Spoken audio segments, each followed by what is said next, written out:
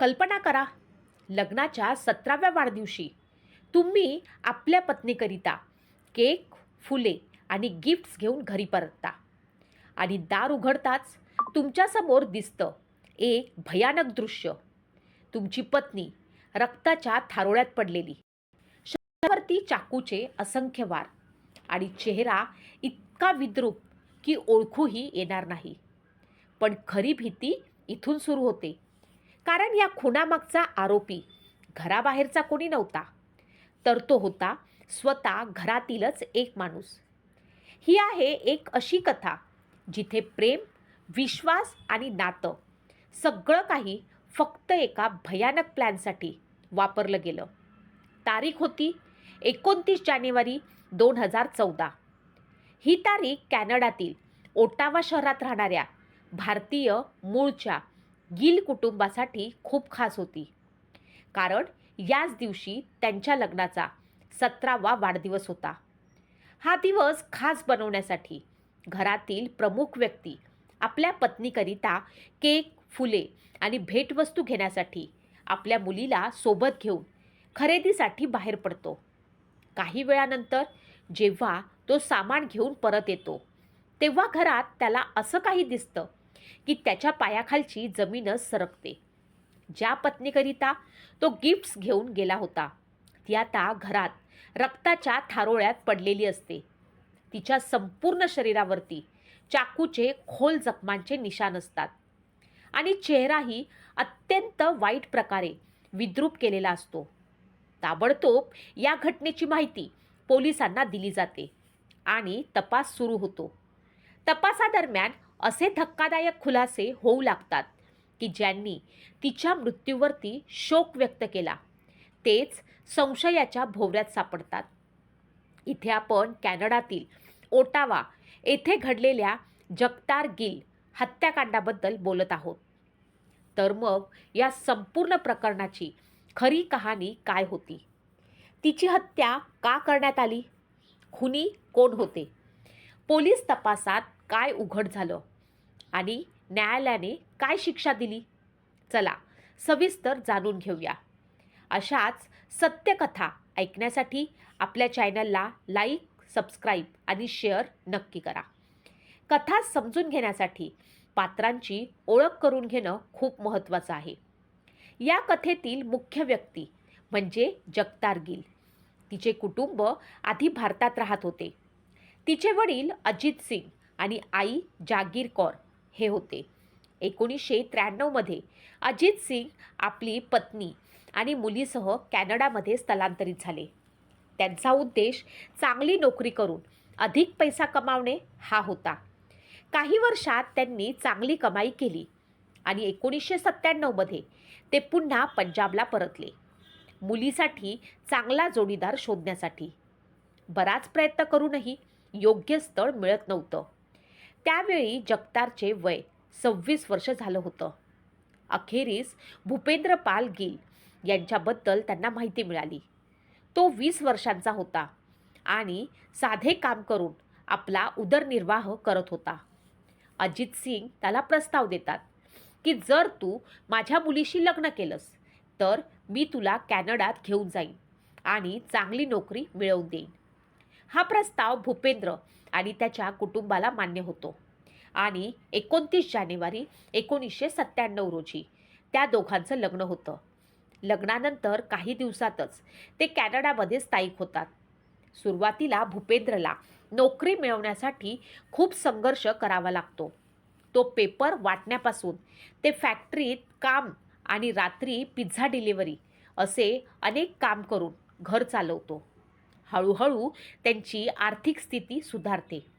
त्यांना 3 मुले होतात, 1 मुलगी आणि 2 मुले. नंतर त्याला ओटावातील ओसी ट्रान्सपोर्टमध्ये बस ड्रायव्हरची नोकरी मिळते. त्यानंतर त्यांनी मोठे घर घेतले आणि समाजात आता त्यांची चांगली ओळख निर्माण झालेली होती. सगळं काही सुरळीत सुरू असताना 29 जानेवारी 2014 रोजी त्यांच्या लग्नाच्या वाढदिवसाच्या दिवशीच दुर्दैवी अशी घटना घडते. त्याआधी काही दिवसांपूर्वीच जगतारची हर्नियाची शस्त्रक्रिया झाली होती आणि ती घरी विश्रांती घेत होती. त्यामुळे बाहेर जाऊन वाढदिवस साजरा करण्याऐवजी त्यांनी घरीच कार्यक्रम करण्याचा निर्णय घेतला. दुपारी सुमारे 12:55 भूपेंद्र आपल्या 15 वर्षाच्या मुलीसह जवळच्या दुकानात खरेदीसाठी जातो. परत आल्यानंतर मुलगी घरात जाते आणि लगेच किंचाळते. आत जाऊन पाहतात तर जगतार रक्ताच्या थारोळ्यामध्ये पडलेली असते. तिला घटनास्थळीच मृत असे घोषित केले जाते. पोस्टमार्टममध्ये समोर येतं की तिच्यावरती 25 वेळा चाकूने वार झाले होते आणि डोक्यावरती किमान 20 वेळा लोखंडी रॉडने मारले होते. तपासात एक ग्लोवचा तुकडा सापडतो ज्यावरून DNA मिळतो. तो DNA गुरप्रीत रोनाल्ड नावाच्या शेजारणीकडे जुळतो. फोन रेकॉर्ड्स तपासल्यानंतर गुरप्रीत आणि भूपेंद्र यांच्यात 200 पेक्षा जास्त कॉल्स झाल्याचे समोर येते. यावरून संशय वाढतो. नंतर तपासात रक्त लागलेला चाकू आणि लोखंडी रॉडही सापडतो ज्यावरती दोघांचे DNA असतात.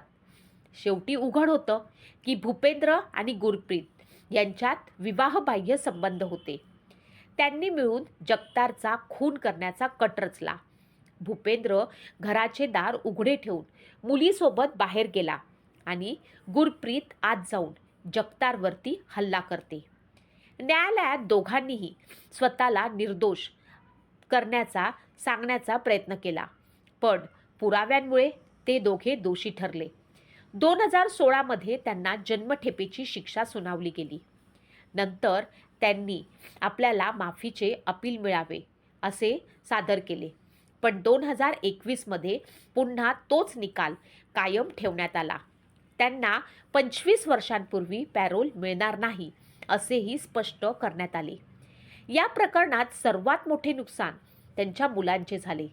त्यांनी आई गमावली आणि वडीलही तुरुंगात गेले. या प्रकरणातून हे स्पष्ट होते की गुन्हा कितीही हुशारीने केला तरी तो कधी ना कधी उघडकीस येतोच. शेवटी सत्य बाहेर आलंच. ज्याने आयुष्यभर साथ देण्याची शपथ घेतली त्यानेच मृत्यूची योजना आखली होती. आज आरोपी तुरुंगात आहे, पण त्याच्या एका चुकीच्या निर्णयाने 3 निष्पाप मुलांचं संपूर्ण आयुष्य मात्र उद्ध्वस्त केलं. ही कथा आपल्याला एक गोष्ट स्पष्ट सांगते: नात्यांमध्ये फसवणूक आणि स्वार्थ यांचा शेवट नेहमीच विनाशात होतो. आणि लक्षात ठेवा, गुन्हा कितीही परफेक्ट असला तरी सत्याला बाहेर यायला फक्त थोडा वेळच लागतो. या संपूर्ण घटनेतून काही अत्यंत महत्त्वाचे सामाजिक संदेश आपल्याला मिळतात, जे फक्त या कथेपुरतेच मर्यादित नाहीत, तर आपल्या समाजासाठीही खूप खूप गरजेचे आहेत. 1. नात्यांमध्ये प्रामाणिकपणा हवा, आणि हा प्रामाणिकपणा सर्वात महत्त्वाचा आहे. लग्न हे विश्वासावरती टिकलेले नाते आहे. जेव्हा फसवणूक, खोटेपणा किंवा लपवाछपवी सुरू होते तेव्हा त्याचे परिणाम हे खूप विनाशकारी होऊ शकतात. 2. समस्यांपासून पळून जाणे हा मार्ग नाही, त्यांना सामोरे जाणे गरजेचे आहे. घटस्फोट, वाद किंवा मतभेद हे आयुष्याचा भाग आहेत, पण त्यातून बाहेर पडण्यासाठी गुन्हा करणे हा कधीच उपाय नसतो. 3. लोभ आणि स्वार्थ माणसाला अंध करतात. पैसा, संपत्ती किंवा समाजातली इज्जत वाचवण्यासाठी घेतलेले चुकीचे निर्णय अखेर सर्व काही हिरावून घेतात. 4. गुन्हा कितीही हुशारीनं केला तरी तो लपून राहत नाही.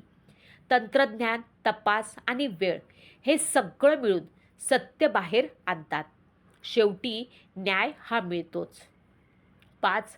मुलांवर होणारा परिणाम सर्वात भयानक असतो. आईवडिलांच्या चुकीच्या निर्णयाचा सर्वात मोठा फटका निष्पाप मुलांना बसतो. ते आयुष्यभर त्या जखमा घेऊन जगतात. 6. भावनांवरती नियंत्रण ठेवणे खूप आवश्यक आहे. राग, हव्यास किंवा आकर्षणाच्या भरात घेतलेले निर्णय आयुष्य उद्ध्वस्त करू शकतात. शेवटचा आणि खूप महत्त्वाचा संदेश: विश्वास, संयम आणि प्रामाणिकपणा हेच नात्यांचे खरे आधार आहेत. चुकीच्या मार्गाने मिळवलेले सुख क्षणिक असते, पण त्याची शिक्षा मात्र आयुष्यभर भोगावी लागते. अशाच नवनवीन सत्य घटना ऐकण्यासाठी आपल्या चॅनलला लाईक, सबस्क्राईब आणि शेअर नक्की करा.